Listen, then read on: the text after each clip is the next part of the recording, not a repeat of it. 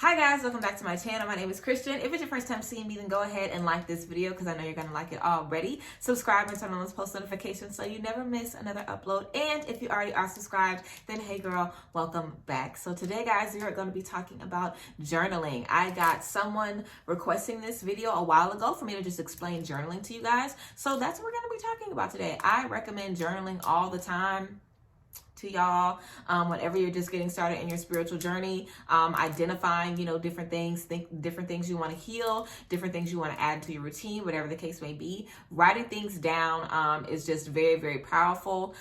You remember 90% of the stuff or 80% of the stuff you write down, something like that. I think it's 80, but you remember a lot of the stuff that you write down. So writing things down is kind of a way for me to kind of time capsule certain energies and certain emotions that are important to me, things that I will need on my healing journey. So I don't ever typically go back and read old journal entries or anything, but I like being able to express myself through writing. And I feel like writing can be very, very meditative and very calming and very releasing and very powerful if you kind of have a few different tools. So I'm going to give you guys some tools about different ways that you guys can kind of spruce up your journaling routine, or different ways that you guys can journal differently, or whatever the case may be. I'm just going to tell you guys a few different ways to kind of, just spruce up your your journaling. And yeah, these are a few things that I have added into my journal routines. And yeah, so if you guys are interested in journaling, if that's something that you do already, or if you want to get into it, but you're typically just not someone who likes that, then possibly we can come up with a new way that you will enjoy it. So yes, let's just get into it.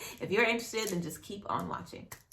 Okay guys, so for me, I always like to pick a journal according to kind of what I want to add in the journal. Let me get my journal right now so I can show you guys my gorgeous journal that I've been using now. So this is my journal that I am using. I've been using this journal for a while now. I don't remember the first day I got it, but I've been using it for a little bit.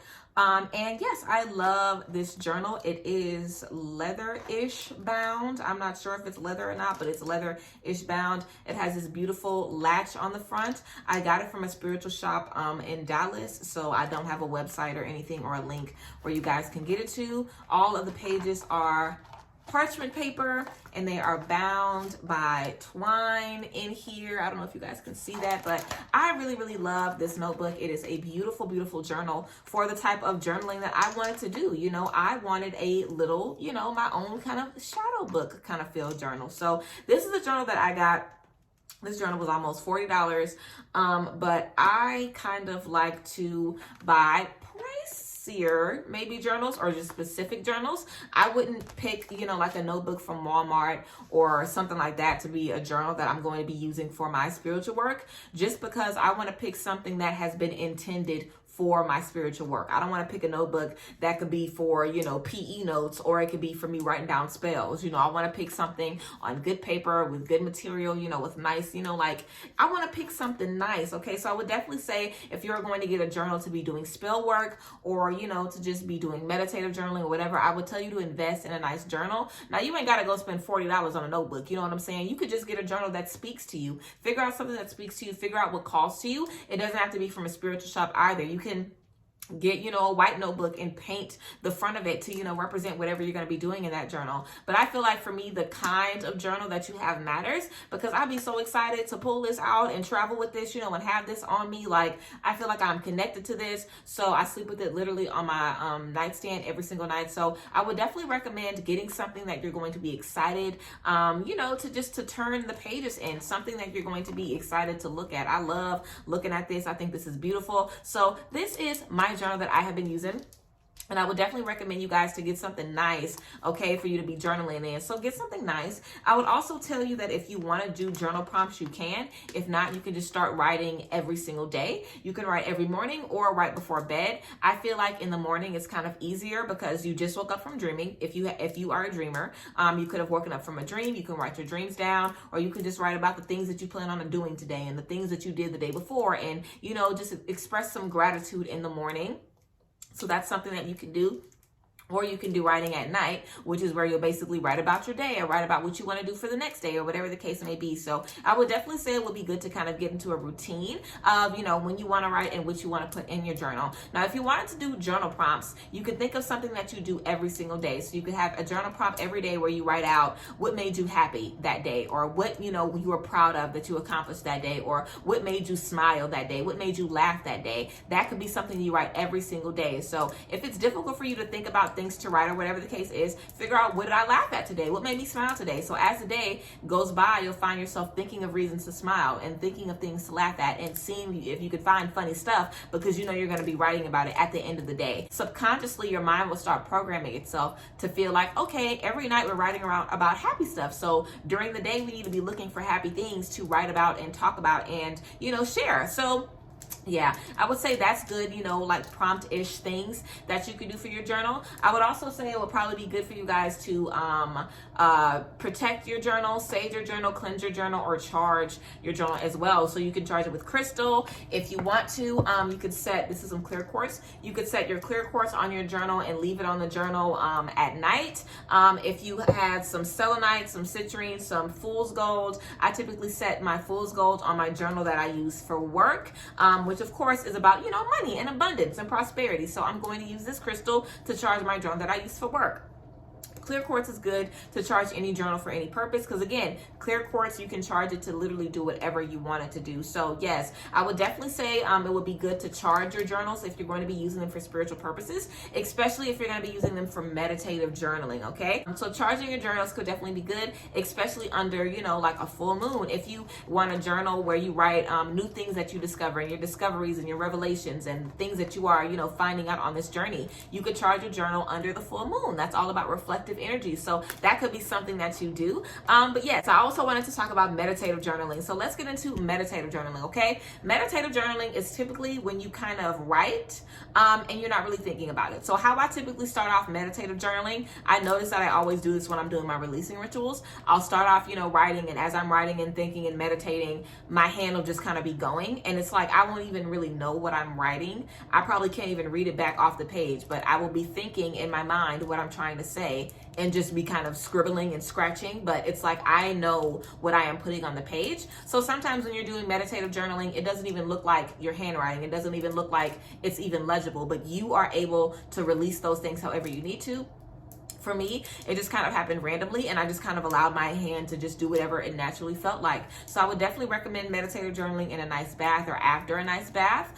You know, when you're just in a space of zen, when you're in a space of calmness, and you can just really relax your mind and just let yourself express how you want to. If that means you start drawing and scribbling crazy, then that's what it means. But meditative journaling is all about kind of expressing what you're seeing and experiencing in your mind on the page. And that can look like a letter or a paragraph, or it can look like, you know, chicken scratch. You won't be able to understand it, but that is, you know, a method of journaling that I like, to where I just kind of get a meditative space. You can do this with sound bowls in the background. You can do this, you know, when you're sitting around your crystals. You can do this, you know, while you're lighting some incense, whatever the case may be. I just try to get in a nice clear headspace and just kind of go with what feels right. So meditative journaling could be something good if you guys are interested in just kind of, you know, spiritually connecting in ways where you're able to just kind of write out what you're feeling, or scribe, you know, what you're feeling or what you're experiencing. So again, typically I don't ever go back and read my journal entries, honestly. So I just use journaling as a way to release, as a way to express myself, and as a way to just kind of keep track of my feelings,